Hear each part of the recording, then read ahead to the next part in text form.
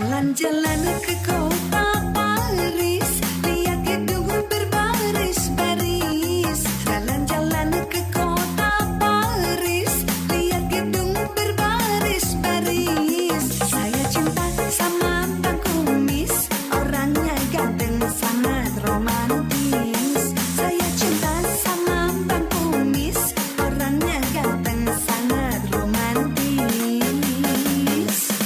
Ayam jago jangan diadu, kalau diadu cingkirnya merah.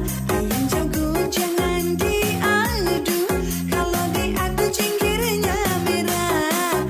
Baju hijau jangan diganggu, kalau diganggu yang punya marah.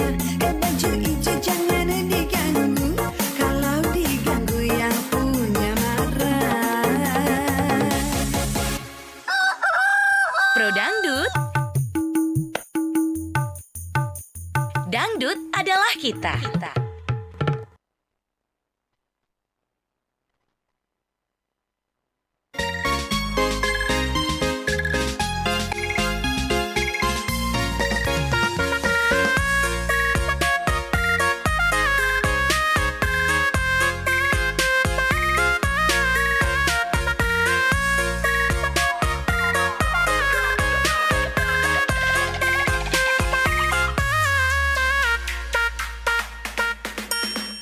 Cinta,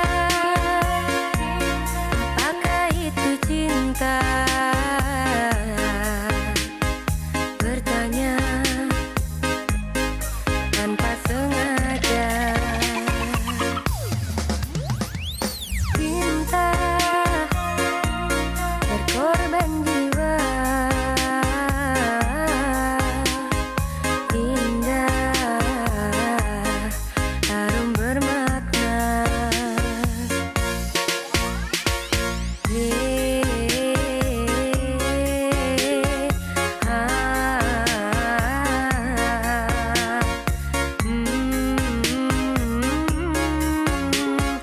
Oh, itukah cinta?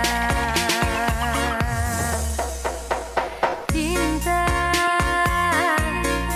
oh cinta suci. Janganlah kau nodai, merintih diri sendiri, menangis di ruang sunyi.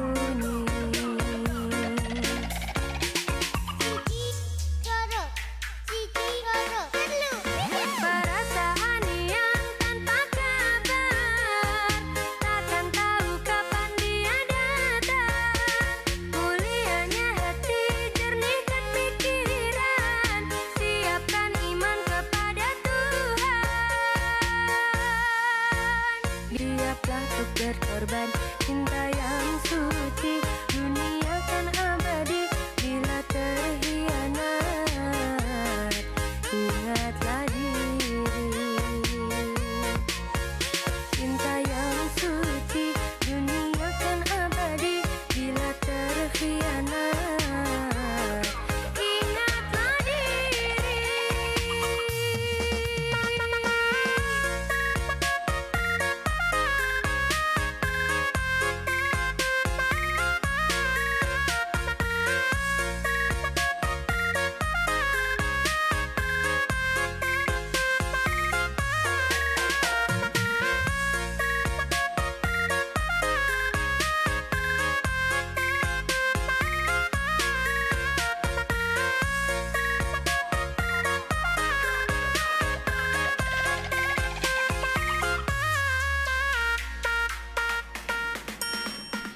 Pendengar Pro1 dimanapun Anda berada, demikian telah Anda ikuti Pro Dangdut di edisi hari ini, hari Senin awal pekan 3 Oktober 2022.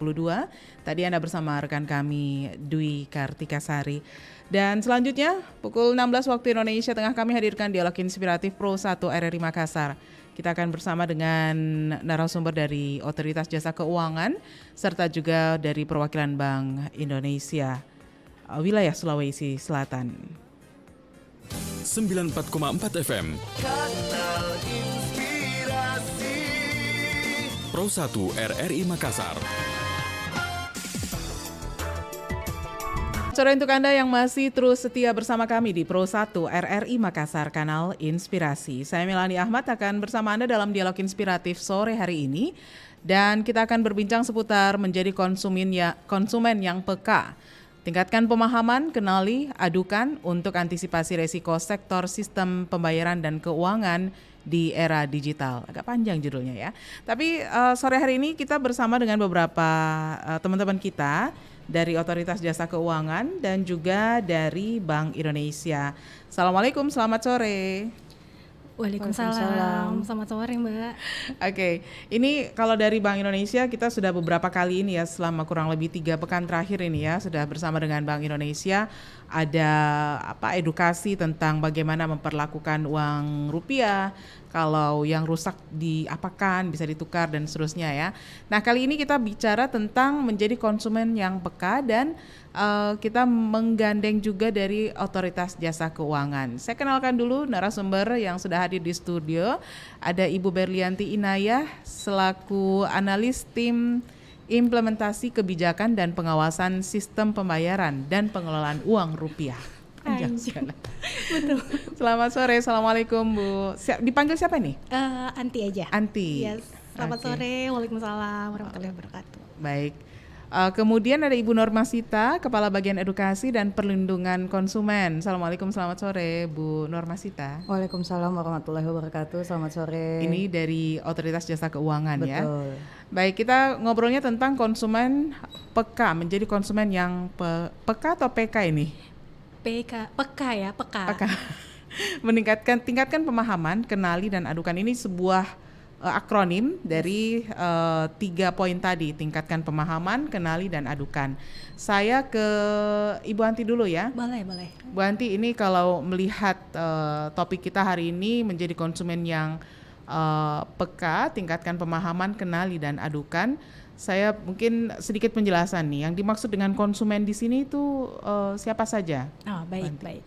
Nah, kalau untuk konsumen ini sebenarnya itu adalah pengguna gitu ya, pengguna produk dan jasa. Yeah. Cuman pada saat kita yang dimaksudkan dengan konsumen yang masuk dalam ketentuan Bank Indonesia, ketentuan perlindungan konsumen Bank Indonesia ini siapa sih gitu kan? Yeah. Karena Bank Indonesia ini kan terkenalnya sektornya moneter gitu ya, sistem pembayaran,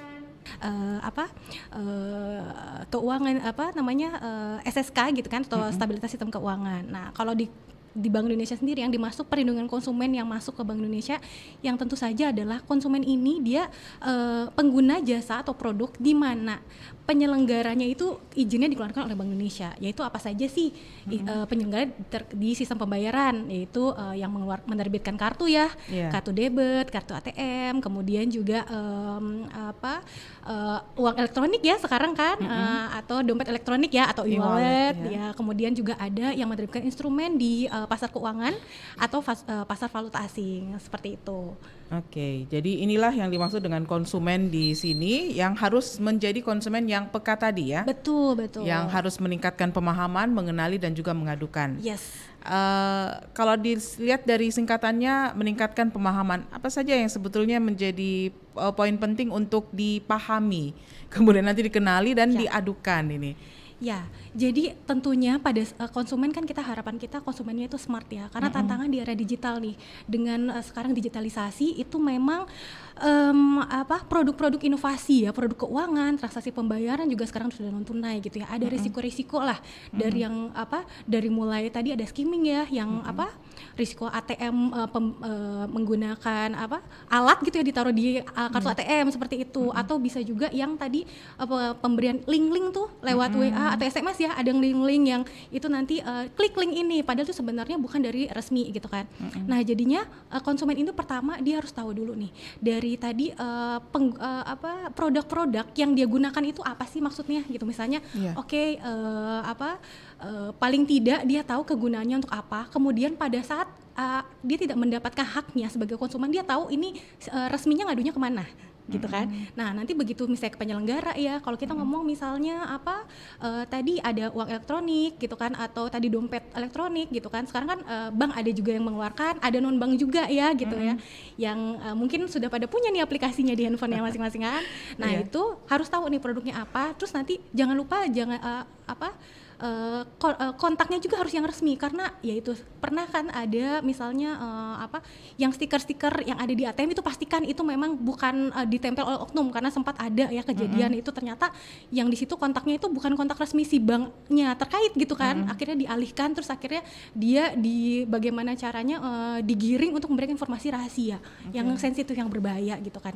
Itu harus tahu produknya kemana. Terus dia gitu kalau mengadu harus tahu kontak resminya yang betul yang mana, karena sekarang link-link yang fake ya gitu, yang fake account tuh banyak. Kemudian bila ternyata terindikasi bahwa penyelenggara ini tidak memberikan haknya kepada konsumen, dia itu bisa loh mengadu ke Bank Indonesia gitu. Coba dong difasilitasi ke Bank Indonesia nih, ternyata ada indikasi nih pelanggaran oleh penyelenggara atas ketentuan Bank Indonesia seperti itu. Oke. Jadi buat masyarakat yang kebetulan istilahnya ya, terkoneksi dengan konsumen dari Bank Indonesia, dalam hal ini adalah pembuat kartu, pelaksana uang elektronik atau e-wallet, kemudian juga falas, ini bisa menyampaikan ke Bank Indonesia untuk di mediasi gitu ya. Konsultasi sebetulnya. Nah nanti itu ya. ada nanti kita jelaskan Ada lebih lanjut segmen ya seperti apa ya. Tapi intinya tantangannya itu tadi lihat gitu kan, ada risiko itu. Terus dengan digitalisasi, karena gini, kami melihat dari peta pembayaran digital yang kami lihat gitu ya, itu yang paling besar sekarang itu orang-orang melakukan pembayaran non tunai melalui mobile banking, internet banking, SMS banking, bahkan KRIS ya gitu kan, QR code sekarang, kemudian juga agen bank, kemudian mobile banking dan pembayaran yang tadi digital itu. Nah masalahnya adalah sekarang kita lihat nih, pelaku kecurangan dia udah tahu nih, orang udah mulai transaksi pembayaran tuh nggak hanya manual aja ya, lewat tunai, sekarang non tunai. Jadi akhirnya ini pelaku kecurangan atau fraudster itu menyasarnya konsumen melalui media komunikasi mobile. Kan kita sekarang udah nggak bisa lepas ya dari handphone ya kan.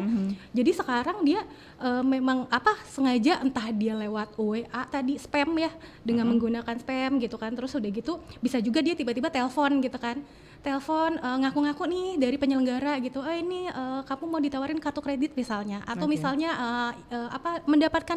mendapatkan uang nih di akun e-walletnya gitu kan ya, tapi harus menyampaikan informasi mengenai PIN yang tiba-tiba ada di SMS kan kok tiba-tiba. Nah seperti itu.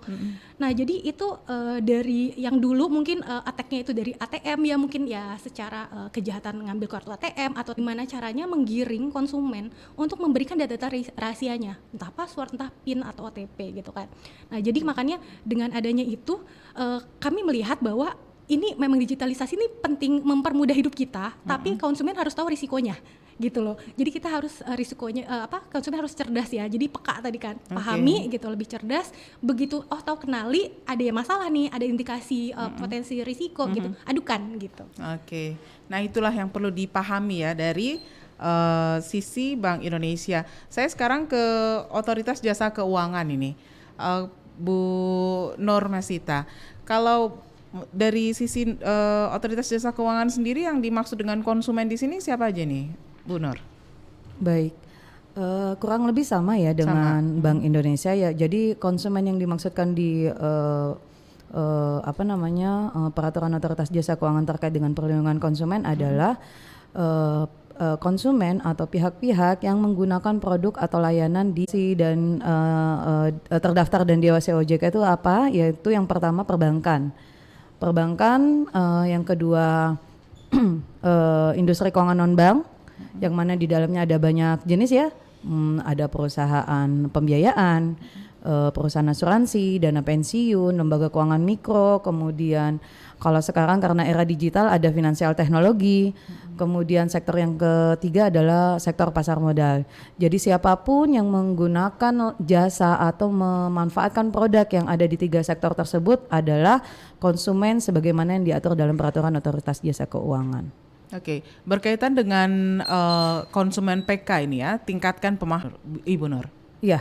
Jadi kurang lebih sama ya dengan Bank Indonesia. Ya tentu saja kita di era digital ini mengharapkan konsumen juga semakin cerdas dalam adanya kemudahan yang sudah disediakan, tidak hanya oleh teman-teman di sisi pembayaran saja, tetapi dari sisi tiga sektor tadi, meskipun digitalisasi sudah ada ya, sudah makin canggih ya, tetapi secara face to face atau manual itu tetap ada. Jadi kita sebagai konsumen wajib untuk cerdas mengenali apakah produk itu cocok dengan saya atau tidak. Jangan karena dia aja. Misalnya contohnya kalau sekarang ada banyak telemarketing ya Bu ya. Karena kita merasa aduh kasihannya di masa pandemi ini banyak yang di PHK, banyak yang ini karena alasannya mohon maaf Ibu bantu saya karena tidak capai target ini. Kalau Ibu membantu saya dengan menyetujui dengan adanya produk ini, Ibu setuju, ini cukup Ibu tidak perlu aktifkan misalnya penawarannya kartu kredit ya misalnya ya. Saya ditarget harus ada 100 pembukaan kartu kredit begitu ya. Ini Ibu orang yang ke-98 mungkin Ibu bisa bantu saya misalnya ya karena merasa aduh kok kasihan ya ini masa pandemi dan lain-lain sebagainya, akhirnya mengiyakan, timbul nanti ternyata di belakang meskipun tidak diaktifkan ada biaya tahunan yang ditagihkan kepada yang bersangkutan. Belakangan hari kok saya ada tagihan ya. Nah ini yang tadi saya maksudkan bahwa kita harus cerdas mengenali dulu ini produknya apa, ada biaya enggak di kemudian hari. Karena kalau kita main iya saja tanpa kita mengetahui apa sih di dalamnya ini yang menimbulkan potensi masalah di akhir di kemudian hari begitu. Nah, itu tidak hanya itu saja. Begitu juga kita berikat kontrak misalnya kalau kita mau ajukan kredit. Kalau sekarang ada namanya pinjol ya atau fintech ya, pinjaman online, ada yang legal dan ada yang ilegal ya Bapak Ibu ya. Jadi kalau kita bersinggungan dengan yang legal, tentu sama dengan teman-teman Bank Indonesia, OJK bisa fasilitasi terbatas. Nah, kalau misalnya dengan ilegal tentu kan karena itu tidak di bawah kewenangan OJK, maka ketika sudah bersinggungan dan ada masalah yang ditimbulkan, maka kami akan mengarahkan kepada aparat berwajib untuk bisa mencari solusinya begitu. Tetapi dari kami itu tentu tidak serta-merta tidak mau tahu ya. Nah, kami di OJK karena ada Satgas Waspada Investasi, di dalamnya tidak hanya ada OJK tetapi ada teman-teman Bank Indonesia juga, kemudian ada kepolisian, ada kejaksaan, ada Kominfo, ada Dinas Perdagangan, jadi Kementerian Agama. Di dalamnya ketika ada laporan dari masyarakat bahwa pinjol A ini melakukan kegiatan usaha dan menawarkan kepada masyarakat, kita cek bahwa ini tidak terdaftar dan diawasi oleh OJK, maka kita dari Satgas itu akan menginformasikan ke Kominfo untuk menutup aplikasi tersebut. Nah, seperti itu sih kurang lebih apa yang dimaksud dengan paham terhadap produk dan layanan yang perkembangan data yang masuk, kemudian aduan mungkin dan hal-hal lainnya yang berkaitan dengan hal tersebut. Ini masyarakat kita sudah cukup memahami tidak bahwa ternyata ada resiko yang besar ya ketika kita melakukan transaksi keuangan, baik itu by phone, telemarketing tadi, atau mungkin dari yang disebutkan Mbak Anti tadi melalui digital. Ini kan sekarang zamannya lebih mudah ya. Betul. Tinggal ya nggak usah pakai bank deh. Kita mau transfer duit walaupun kecil di situ. Nah, apakah masyarakat kita sudah cukup paham dan tahu bahwa oh iya saya sampai di sini, sampai pada titik ini saya harus waspada loh. Iya, kalau dilihat dari tren pengaduan yang kami terima ya Bu, ini dari hari ke hari semakin meningkat memang. Bisa jadi satu karena konsumen sudah semakin sadar bahwa ini adalah hak saya. Sehingga ketika hak saya tidak terpenuhi, maka saya bisa menuntut untuk bisa dipenuhi hak saya. Jadi melalui pengaduan kepada lembaga jasa keuangannya, atau setelah tidak ada titik temu penyelesaiannya bisa langsung difasilitasi oleh OJK. Atau bisa jadi karena era digital yang serba dimudahkan ini, masyarakat cenderung karena fasilitasnya mudah ya Bu ya. Iya. Tadi disampaikan ada penawaran lewat SMS, lewat WA, lewat telepon dengan iming-iming yang lain-lain. Tentu karena kemudahan itu kita malas untuk menggali informasi karena sudah di depan mata ini. Kebutuhan sudah mendesak, main klik-klik aja, main iya-iya aja. Belakangan baru muncul, aduh kenapa ya saya kok tiba-tiba ditagihkan setiap minggu nih harus bayar misalnya. Saya setiap minggu ditagihkan harus bayar 400.000, sementara penghasilan saya bulanan cuma 2 juta, di mana saya bisa dapat ini? Nah ini. Nah pengaduan yang masuk belakangan memang cukup banyak Bu, tetapi memang sebagian besar lebih ke pengaduan di sektor perbankan dan perusahaan pembiayaan. Kalau dari sisi pinjaman online sih cenderung masih tidak begitu banyak ya. Tetapi bisa jadi itu bukan karena tidak ada ya, tapi mungkin belum ada yang mengadukan. Hanya 1-2 saja yang mengadukan, dan rata-rata yang diadukan adalah pinjaman online yang ilegal. Begitu. Oke. Tidak ada aduan belum tentu tidak ada keluhan ya. Betul. Oke. Nah, kita akan bahas seputar bagaimana ini. Barang apa nih ya? Lucu sekali, beli deh. Yang ini sih sudah punya, tapi warnanya aku suka. Beli ah. Astaga, ada diskon nih. Tapi kan aku juga sudah punya. Beli tidak ya? Ah, beli aja deh. Masih suka kayak gini? Awas loh, jangan sampai karena lapar mata, kamu membeli barang yang sebenarnya tidak dibutuhkan. Yuk, lebih bijak lagi kalau belanja.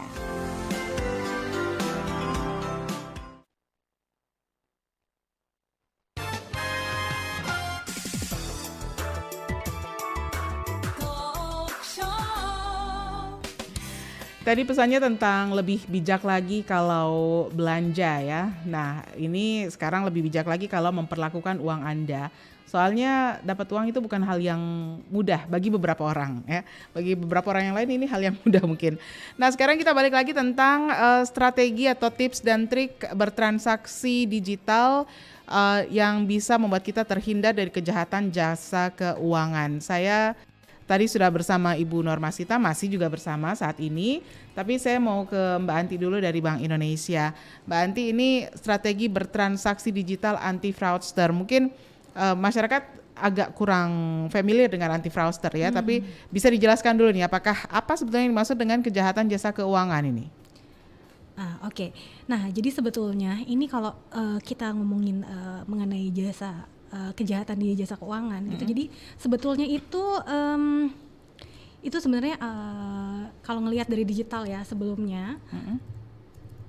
Oke. Nah, itu kalau jadi ngelihat bahwa memang sekarang digitalisasi makin tinggi, kejahatan cyber juga makin tinggi gitu ya.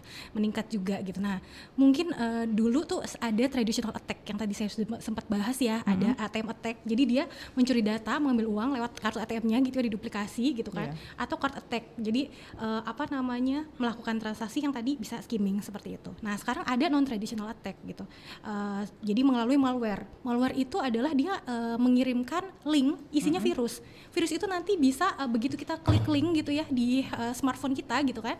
Nanti kita klik, dia semacam kita memberikan approval untuk mereka menguasai gadget kita. Jadi dia nanti akhirnya bisa bisa mengambil semua data-data keuangan kita. Kan kita sekarang pembayaran sudah pakai digital ya. Paling tidak untuk beli makan deh, beli makan gitu kan. Terus gitu antar jemput gitu kan. Seperti itu. Sampai mungkin yang udah leisure gitu ya, seperti pesan tiket segala macam gitu kan, udah lewat aplikasi semua gitu kan, e-commerce gitu, terus belanja gitu. Nah, itu banyak sekali lewat e-wallet di mana kita ada akun kita di situ gitu kan ya. Bahkan mungkin yang sebelum ada ini sudah ada mobile banking ya, internet banking gitu kan. Nah, itu otomatis pada saat melalui virus itu nanti dia bisa hacker lah istilahnya, mungkin kita lebih kenalnya gitu. Dia bisa menguasai data-data, dia bisa benar-benar memonitor gadget kita gitu kan. Itu seberapa banyak masyarakat yang sudah pernah terkena itu? Nah, ini kebetulan untuk yang malware kami nggak bisa bilang ini ya, cuman berdasarkan data dari 2022 saja ya di Asia Tenggara ini tuh memang 3 top 3 kejahatan frauds gitu ya, kejahatan di cyber ini tuh yang pertama adalah di digital wallet payment atau tadi dompet elektronik kan, itu 29%. Kemudian 29% berikutnya adalah kebijakan jadi penyalahgunaan promosi-promosi gitu ya. Jadi promosi kupon-kupon gitu kan yang istilahnya jadi di broadcast gitu kan ya. Tapi nanti bisa aja linknya itu sebenarnya nggak benar gitu. Kemudian yang ketiga ada fake reviews atau rating. Jadi ini nih kita kan sering kali nih pada saat kita bertransaksi entah toko online gitu ya atau misalnya makan online itu kan kita lihat dari rating. Kita kan mau coba hal baru, rating. Itu bisa jadi ratingnya itu dibuat gitu. Maksudnya bukan rating sebenarnya. Tapi bisa jadi mungkin ada pasukan yang membuat ratingnya baik gitu, tapi ternyata mungkin produknya tidak baik gitu kan. Bisa jadi mungkin mending kalau misalnya produknya terdeliver, tapi mungkin kualitasnya kurang baik. Tapi bisa saja uang kita sudah kita berikan gitu, kita sudah transfer tapi produknya nggak nyampe. Nah itu yang berbahaya gitu kan ya. Jadi itu. Tapi kalau yang tadi untuk malware, jujur ini kan kebetulan kami tidak punya datanya ya untuk yang itu.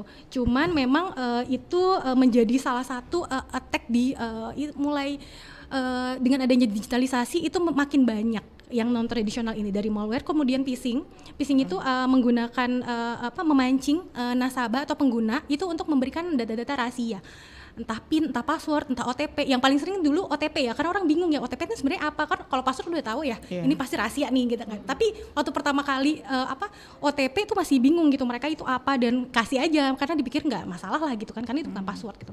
Padahal sebenarnya OTP sendiri itu tuh adalah salah satu feature keamanan. Jadi dia itu adalah one time password atau OTP itu adalah kode verifikasi berupa angka atau kombinasi huruf yang hanya sekali pakai. Jadi memang itu per transaksi. Makanya dia biasanya kalau kita telat dia akan ada lagi yang baru gitu kan, seperti itu. Jadi posisinya itu begitu. Terus sama satu lagi itu adalah kejahatan, nah ini mobile attack. Jadi dia kejahatan pada mobile, menduplikat data yang ada di SIM-nya itu, terus nanti diambil sama dia, seperti itu. Atau call forwarding. Jadi caranya misalnya harusnya dia menerima telepon, tapi telepon ini tuh tidak masuk. Jadi seakan-akan langsung di forward ke ke nomor yang diinginkan oleh si pelaku atau hackernya, seperti itu. Nah, tapi mungkin yang lebih kita harus hati-hati sekarang itu namanya social engineering, atau tadi mungkin ya bagaimana secara psikologis menggunakan media, karena sekarang gini deh, semua transaksi udah menggunakan mobile ya, telepon nih gitu, itu adalah menjadi salah satu identifier untuk akun gitu. Jadi kan biasanya kita e-wallet pakai nomor handphone gitu kan, mobile juga sekarang pakai handphone gitu segala macam. Nah, jadi caranya itu tadi by texting ya, WA atau SMS atau telepon, dia itu menggiring kita untuk memberikan informasi rahasia yang tadi itu. Itu social engineering gitu, makanya kejahatannya itu sekarang sangat marak sekali gitu. Itu yang kita mesti hati-hati, karena terutama dia akan mengambil dari psikologis kita. Biasanya perhatikan dia akan menyerang hal-hal yang kita sayang. Jadi misalnya kalau zaman dulu ya, tiba-tiba ada telepon tengah malam atau buta gitu kan, anaknya ketangkep nih, katanya ada penggerbekan atau apa gitu kan. Kalau mau di 4 pagi atau jam 2 pagi gitu, di mana orang kan baru bangun tidur kaget gitu kan ya. Nah itu seperti itu, seperti itu. Atau ya tadi bisa juga misalnya di jam-jam sibuk, misalnya jam kantor nih, jam mungkin sekitar jam 10, jam 11 orang sibuk di kantor, atau jam 3 sore gitu, tiba-tiba dia nelpon gitu, tadi saya nawarin kartu kredit gitu, ibu ini kita cuma memberikan informasi loh gitu kan, ibu tidak perlu menyetujui apapun, tapi dia bilang tapi pembicaraan kita direkam ya ibu, pada saat ibu mengatakan iya berarti ibu setuju. Nah tapi kan kita mungkin karena sambil rapat atau mungkin ibu di rumah sambil masak gitu, nggak aware gitu kan, kita nggak fokus nih gitu, tiba-tiba biar cepat ya iya gitu, padahal tuh artinya setuju, tiba-tiba datanglah kartu kredit misalnya seperti itu. Itulah social engineering seperti itu. Atau ya tadi ya waktu kemarin banyak sempat waktu pas pertama kali banyak aplikasi yang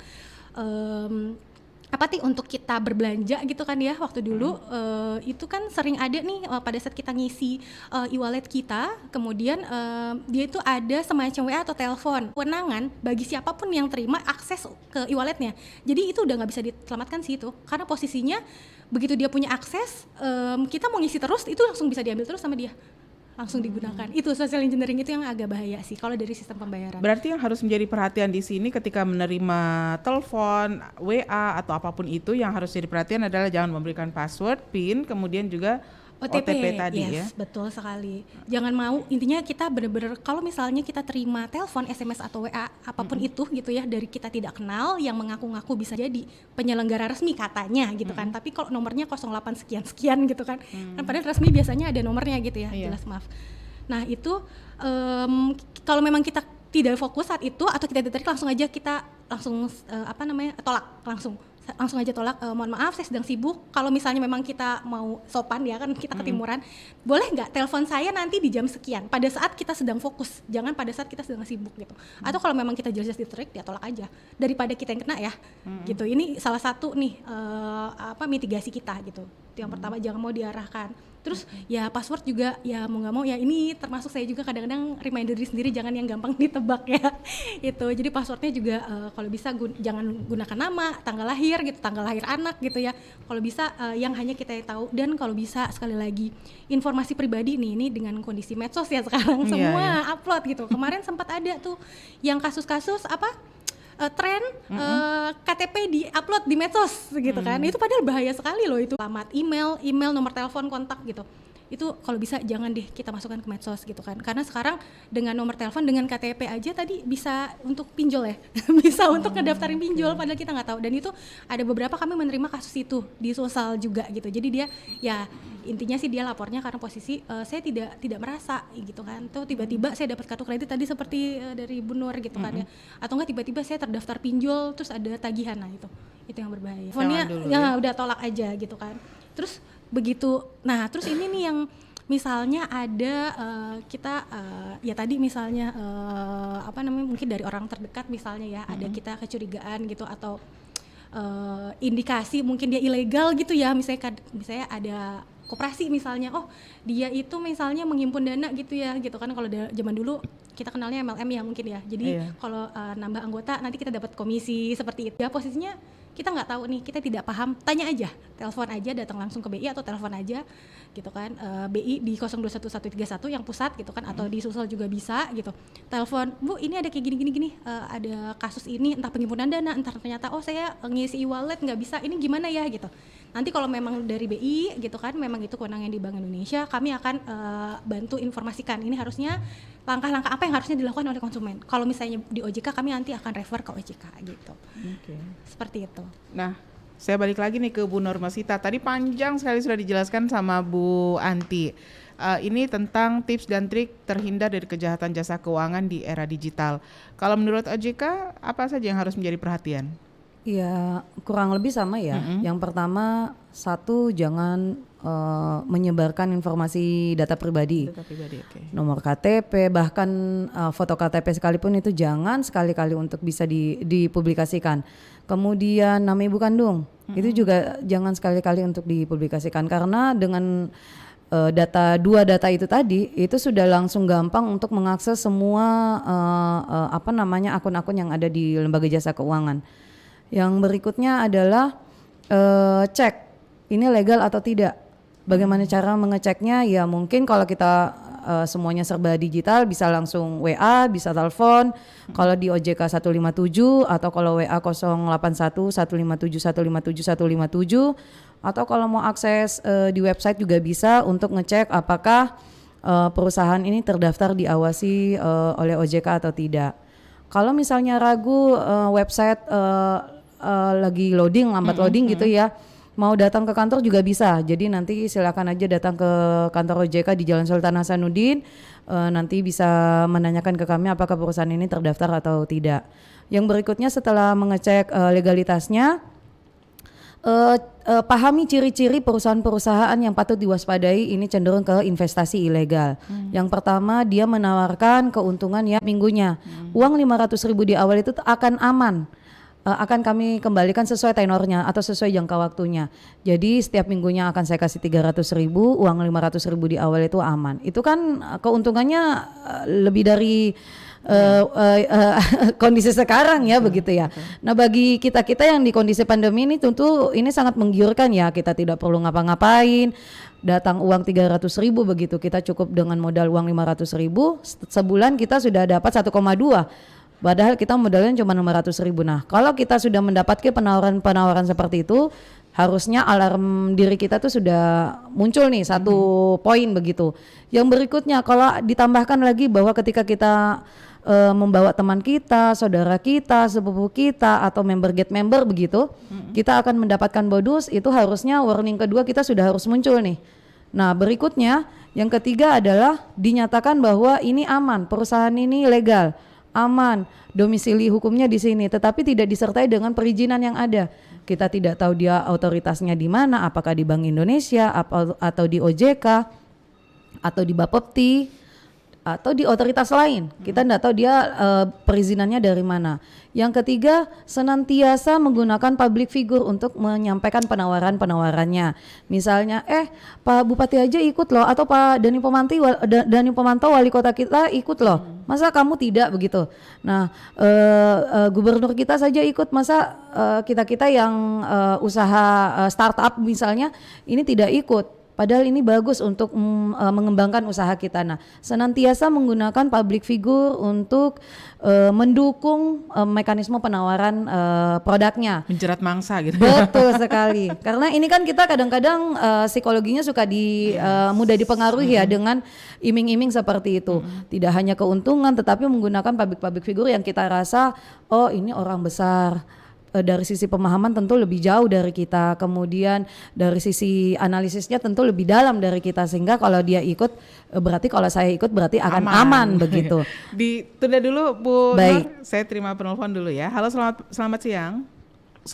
Selamat sore. Halo. Iya, halo, selamat sore. Selamat sore, dari mana Bu? Iya, ini dengan Nabila. Nabila, Ibu Nabila di mana Bu Nabila? Di Antang. Di Antang. Baik, ini kita lagi ngomong tentang konsumen yang peka, tingkatkan pemahaman, kenali dan adukan untuk antisipasi resiko sektor sistem pembayaran dan keuangan. Gimana Bu Nabila, ada yang ingin ditanyakan? Iya, gini nih, ini kan dalam kehidupan kita sehari-hari terkadang tuh ada yang masuk nih SMS yang nggak jelas biasanya. Nah, ini isinya itu adalah sama Anda mendapatkan ini, gini. Kan biasa kita bingung.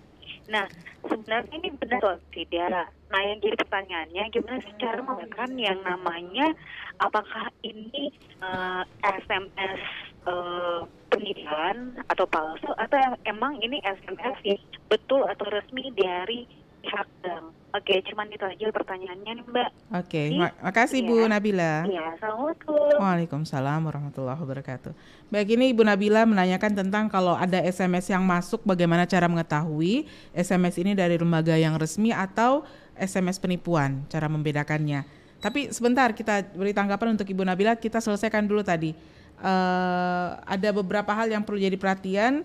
Yang pertama, too good to be true ya, terlalu bagus untuk jadi kenyataan. Kemudian ada format member get member, kemudian mengklaim bahwa aman tapi ternyata tidak ada izin, kemudian ada penggunaan public figure. Apalagi selain itu Bu Nur Mas? Iya, berikutnya adalah pada umumnya skemanya skema Ponzi. Jadi ya money games begitu. Jadi kalau kita lihat, mungkin Bapak Ibu pernah dengar ada Pandawa Group, kemudian kalau di Makassar sih Sulawesi Selatan cenderung pakai travel umroh nih, karena kegiatan keibadahan banyak yang tertarik menawarkan harga umroh yang harga miring begitu. Nah, itu rata-rata menggunakan penawaran-penawaran seperti itu. Disesuaikan dengan kondisi daerah yang mana lagi rame saat itu yang digunakan mekanisme penawarannya. Jadi bagi kita yang kalau kita mendapatkan penawaran, maka wajib untuk mencari tahu terlebih dahulu ke pihak-pihak yang seharusnya menangani hal itu. Misalnya tadi kalau misalnya dia bergerak dalam bidang travel, ya nanya ke Kemenak, ini berizin enggak? Betul enggak angkanya sekian untuk perjalanan umroh yang normal. Kalau dia menawarkan investasinya dalam bentuk emas atau komoditi misalnya mata uang atau kalau sekarang kripto ya Bu, ya tanyalah ke Bapepti. Betul enggak ini perusahaan ini terdaftar dan diawasi oleh Bapepti? Betul enggak produk ini ada di Bapepti atau tidak? Nah, kalau misalnya di industri jasa keuangan yang diawasi oleh OJK, misalnya berarti saham, reksadana, kemudian obligasi, surat utang, kemudian kalau misalnya ada tabungan, kredit, asuransi, apakah ini terdaftar atau diawasi oleh OJK atau tidak. Jadi bagi kita konsumen harus tahu dulu nih terdaftar atau tidak. Kalau terdaftar dan diawasi oleh otoritasnya, apakah itu Bank Indonesia, OJK atau Bapepti dan otoritas lain, maka mudah bagi kita untuk menyampaikan aduannya. Karena ke semua lembaga itu kan diawasin oleh otoritasnya ya. Misalnya lembaga jasa keuangan diawasi oleh OJK. Tentu ketika ada masalah, maka OJK bisa membantu fasilitasi mencari tahu apakah masalah itu sumbernya seperti apa, pokok masalahnya seperti apa dan lain-lain sebagainya. OJK bisa membantu untuk menggali informasinya sehingga mencarikan solusi yang tepat seperti apa itu bisa dibantu untuk ditemukan atau diberikan solusinya. Oke, sekarang kita ke pertanyaannya Ibu Nabila tadi ya tentang terima SMS untuk mengetahui SMS ini dari lembaga yang resmi atau tidak, itu apa yang harus diperhatikan? Kalau dari saya sih yang pertama call center deh. Telepon ke call center resmi dari banknya misalnya kalau yang menawarkan adalah banknya. Atau kalau misalnya yang menawarkan adalah pinjol juga punya call center, Bu. Betul. Jadi di Google, di Google kan semua informasi ada ya Bu ya. Jadi kalau kita mau misalnya yang nawarin dia mengatasnamakan misalnya BCA, tinggal nanya ke Google call center BCA berapa, kita telepon lah call centernya. Ini kami ada menerima penawaran seperti ini nih, apakah betul atau tidak, akan mudah di tracking oleh sistemnya BCA. Begitu juga dengan bank-bank yang lainnya. Jadi kalau kita menerima tawaran, silahkan langsung kontak call center resmi yang ada di layanan informasi dari bank-bank tersebut. Mungkin itu sih. Kalau Mbak Anti gimana untuk mengetahui ya ini SMS dari lembaga resmi atau palsu gitu? Iya.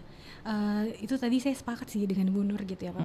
Tentunya itu yang paling pertama kita harus konfirmasi ke resminya gitu ya. Itu lembaga itu resmi ke channel resminya lembaga tersebut, itu yang pertama.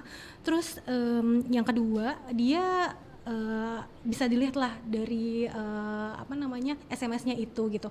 Biasanya kalau lembaga resmi dia tidak mungkin minta rahasia. Informasi rahasia tidak mungkin, kan udah tahu itu informasi rahasia itu hanya boleh diketahui oleh nasabah saja. Bahkan lembaga resmi sudah tahu itu biasanya. Kemudian juga lihat di sosial medianya dia gitu. Biasanya terkadang kalau dari kami pribadi di Bank Indonesia itu kami sering ada bila ditemukan ada kasus-kasus itu pasti kami post di sosial media, kami informasikan bahwa itu hoax atau tidak benar informasinya seperti itu. Bisa dicek situ karena beberapa kali itu kejahatan seperti itu tuh berulang, modusnya tuh sama gitu, cuman dia waktunya aja ada rentang waktu tertentu dan dia menyasar memang sengaja ke konsumen yang dia nggak paham.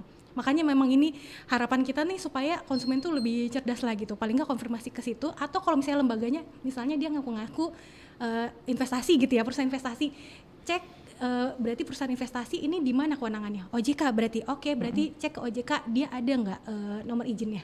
Seperti itu. Atau BI nih misalnya gitu kan, dia tiba-tiba ngakunya dia e-wallet baru nih gitu kan. Jadi bisa nih kalau pakai ini nanti mungkin misalnya transfer isi 500 dapat bonus misalnya berapa gitu kan ya. Pastikan dia punya nomor izin di Bank Indonesia. Jadi pastikan otoritasnya siapa untuk memastikan dia itu izinnya ada itu. Oke. Mudah-mudahan ini menjadi catatan penting ya untuk Ibu Nabila dan juga untuk pendengar kita yang lainnya. Oh ya, untuk Anda yang ingin bergabung, Anda masih bisa bersama kami di 0821 3333 9440 dan siaran ini bisa juga Anda simak langsung melalui fanpage Facebook Pro 1 RRI Makassar. Kita akan kembali lagi setelah yang berikut ini, masih di dialog inspiratif menjadi konsumen yang peka, antisipasi resiko keuangan di era digital. Aku ingin yang ini, aku ingin yang itu, ingin ini, ingin itu, kok banyak banget. Nggak ada uangnya, tapi diskon di mana-mana. Misi, paketnya Kak. Kok aku beli ini sih? Terus buat apa ya? Ih, sayang banget. Mending duitnya kemarin disimpan. Menurut The Guardian, ada 55% orang yang merasa nggak bahagia dan menyesal setelah belanja. Kamu banget nggak sih sahabat? Nah, jangan cuma siapkan uang dan kartu kredit ya, tapi juga akal sehat.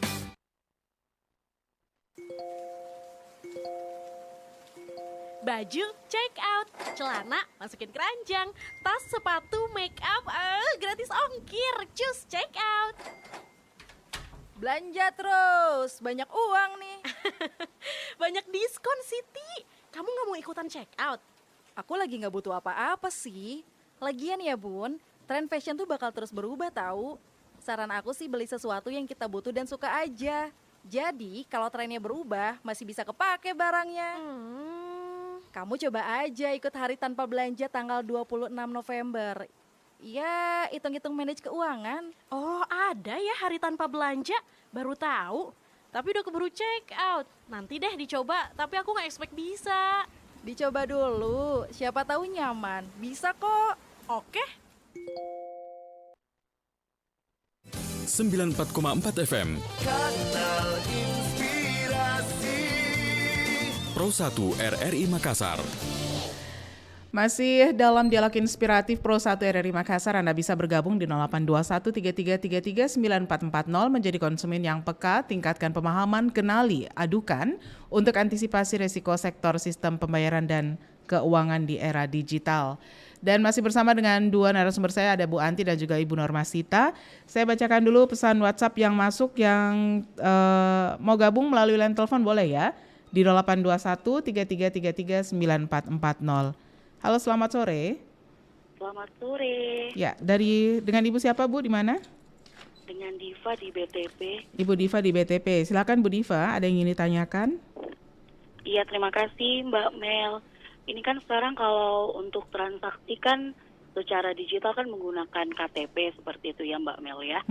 Ada teman saya kebetulan dia tidak pernah mendaftarkan pinjol. Nah tiba-tiba dapat tagihan seperti itu dari pinjaman online. Nah biasanya kalau ada kasus seperti ini, lapornya kemana ya? Apakah kita harus melaporkan ke OJK atau seperti apa Mbak Mel? Terima kasih. Baik, terima kasih Ibu Diva di BTP ya. Saya ke mana nih untuk tanggapan pertama? Bu Normasita, silakan Bu Nur.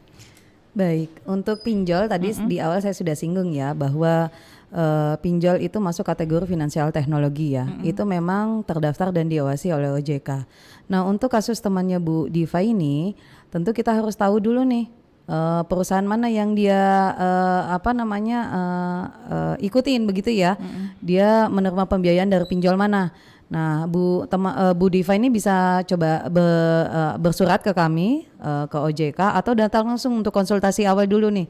Dia untuk mencari tahu perusahaannya apa, di mana, dan coba kami juga tarik datanya melalui sistem informasi keuangan yang sekarang ini ada di OJK, namanya SLIK, di mana di situ akan kelihatan pembiayaan atau kredit mana saja yang dimiliki oleh nasabah, baik itu perusahaan pembiayaan atau perbankan sekalipun, atau pay letter yang sekarang lagi marak juga ya. Itu akan muncul di data SLIK, informasi debitur. Nah, di situ akan kita lihat dia bersinggungan dengan perusahaan mana. Kalau ternyata dia legal, maka kita akan bantu fasilitasi pengaduannya.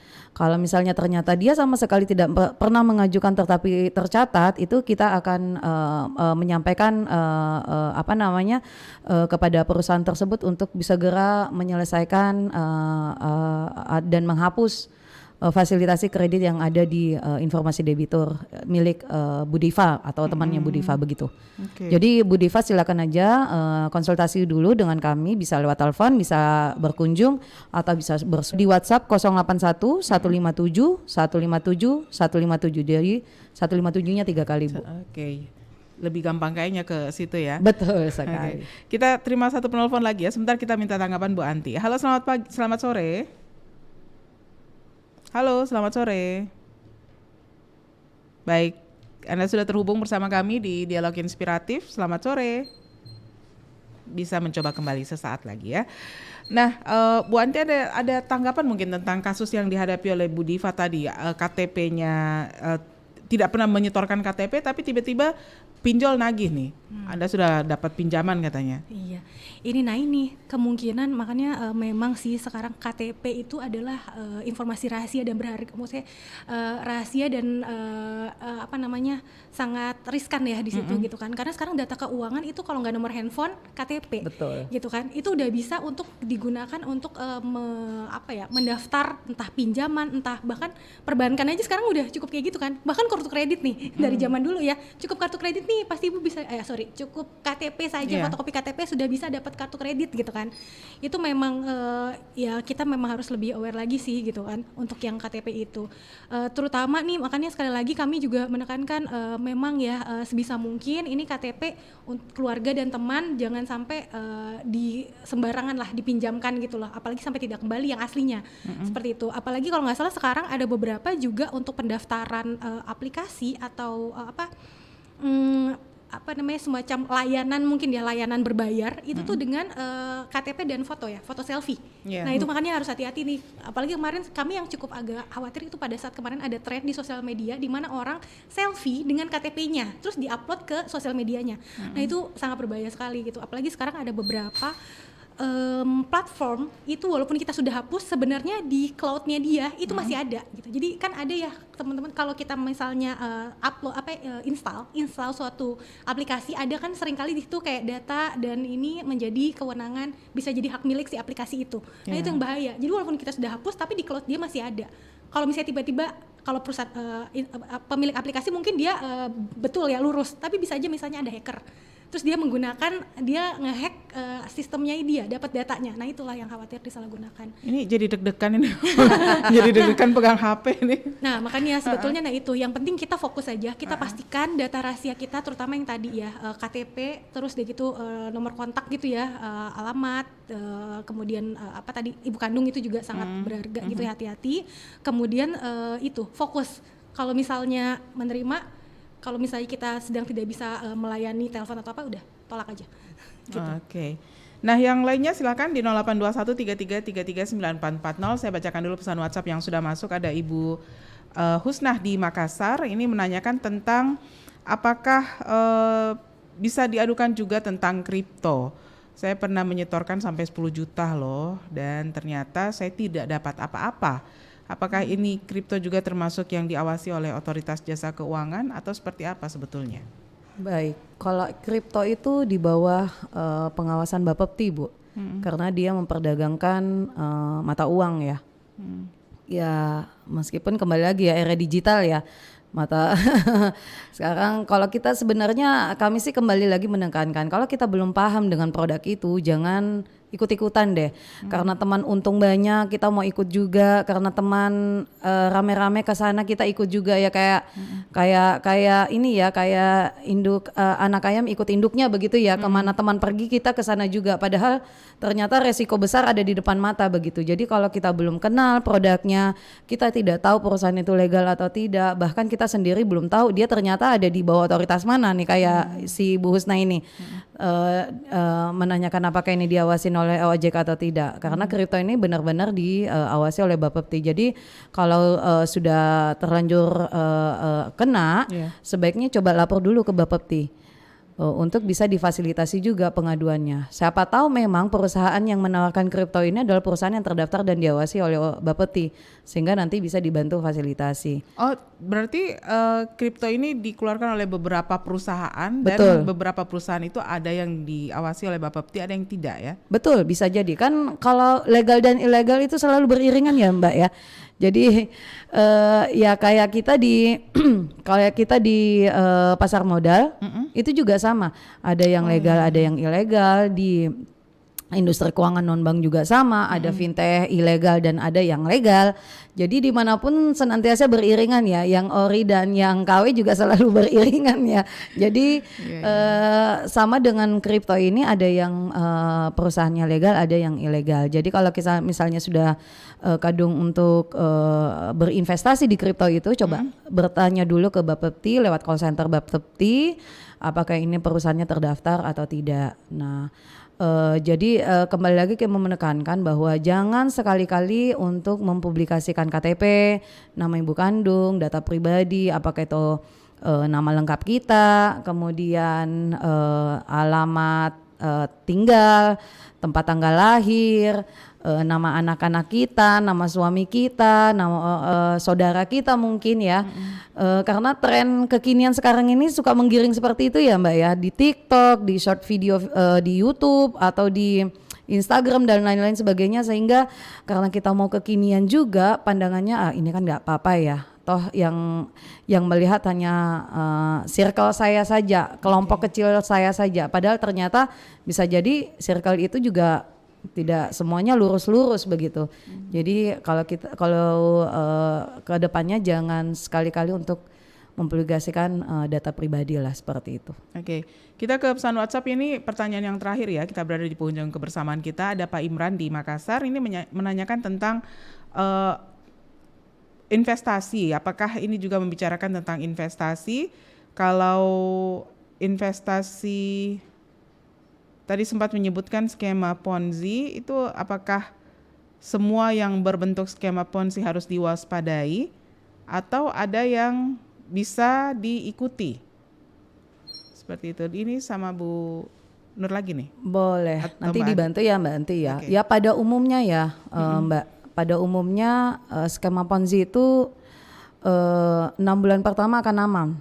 Yeah. Karena kondisi keuangan masih stabil ya. Tapi begitu kita tidak dapat member barunya, tidak ada pemasukan yang diterima oleh perusahaan tersebut, sedikit demi sedikit pondasinya akan hancur nih. Jadi mulai oleng, mulai timpang, akhirnya 8 bulan, 9 bulan sudah langsung hilang tuh.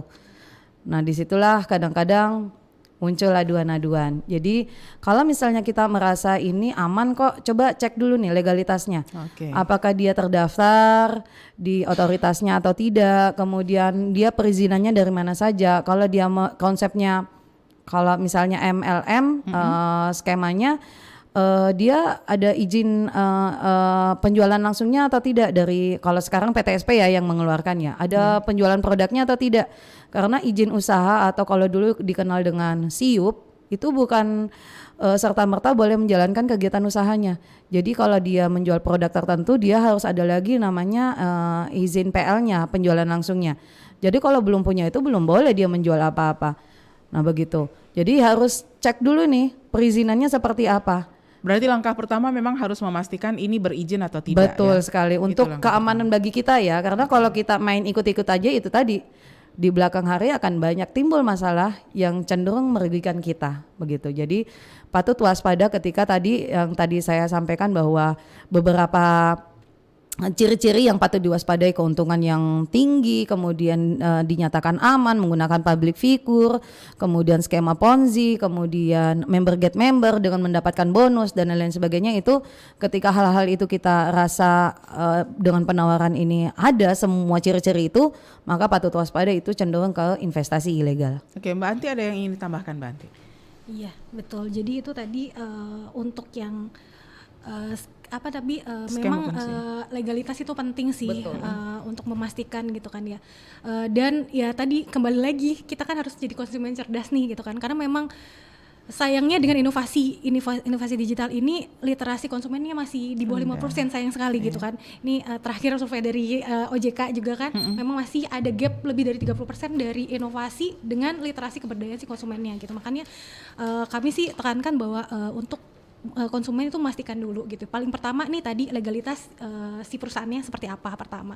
Terus nanti begitu dia sudah berizin. Terus kedua dia tadi usahanya kayak apa sih, produknya apa, jasanya apa. Terus nanti lihat dia sudah berapa lama sih gitu kan. Ya mau nggak mau ya, kalau kita ini masalah uang ya, kita mau nggak mau harus ribet sih, harus mau belajar gitu kan. Harus melek finansial lah gitu kan. Kita harus ngecek dia usahanya apa nih, udah berapa lama. Terus bagaimana turnovernya dia, bagaimana sih pengembaliannya dia, penjualannya dia. Kalau dia jual produk, dia pasti misalnya udah berapa tahun, kita kelihatan lah gitu kan, nanti apakah laporannya dia omsetnya seperti apa lah, bisa kelihatan seperti itu gitu. Baru nanti dari hasil itu apakah make sense gak sih kalau dia ngasih pengembalian berapa persen gitu, dengan kondisi dia produknya itu hanya terjual omset segitu gitu. Itu sih kembali lagi seperti itu memang. Oke, berarti kembali lagi untuk konsumennya memang harus jangan malas cari informasi ya. Betul. Jadi kalau udah dapat sesuatu yang menggiurkan, apalagi yang sangat mengiming-imingi, itu harus cepat cari informasinya. Kalau memang terbukti berizin dan kemudian aman, ada jaminan ya dari seperti tadi dari OJK, mungkin dari Bapepti dan seterusnya, Itu baru bisa kita ini ya. Tapi satu hal yang menarik ini, kebanyakan masyarakat kita memang mau berinvestasi tapi nggak mau rugi. Namanya investasi kan pasti akan ada ruginya, ada resikonya ya. Baik, tapi nanti kita bahas investasi di kesempatan yang lain. Yang terakhir nih tentang kanal layanan penanganan pengaduan untuk OJK ataupun juga strategi perlindungan konsumen Bank Indonesia, disampaikan secara singkat saja kemana harus mengakses kalau ternyata nantinya akan mendapati hal-hal seperti yang kita bicarakan di sore hari ini. Saya ke Ibu Nur dulu, silakan. Baik, kalau di OJK, kanal informasi OJK, tadi di awal saya sudah singgung ya, bisa bersurat ke OJK, di OJK itu di Jalan Sultan Hasanuddin, nomor 3 sampai 5, persis di sebelah Polsek Ujung Pandang atau di depan Hotel Aston. Lewat telepon di 0411 368 0023 atau di call centernya 157, atau bisa lewat WhatsAppnya 081 157 157 157, atau bisa melalui aplikasi portal perlindungan konsumen ketika menghadapi masalah di kontak 157.ojk.go.id. Jadi informasi itu bisa diakses melalui semua kanal tersebut. Oke. Kalau dari Bank Indonesia? Ya di Bank Indonesia juga bisa kalau ada pengaduan terkait konsumen yang diizinnya oleh Bank Indonesia, itu bisa langsung juga datang. Kalau untuk di Sulsel di Makassar ini kita di Jalan Sudirman nomor 3. Kemudian juga bisa lewat email juga di bicara@bi.go.id, atau bisa juga lewat telepon di 131. 021 131. Oh, pakai 021 ya? Yes, karena kita posisinya itu nanti call center itu terpusat akan langsung dikonfirm ke domisilinya kita gitu. Oke.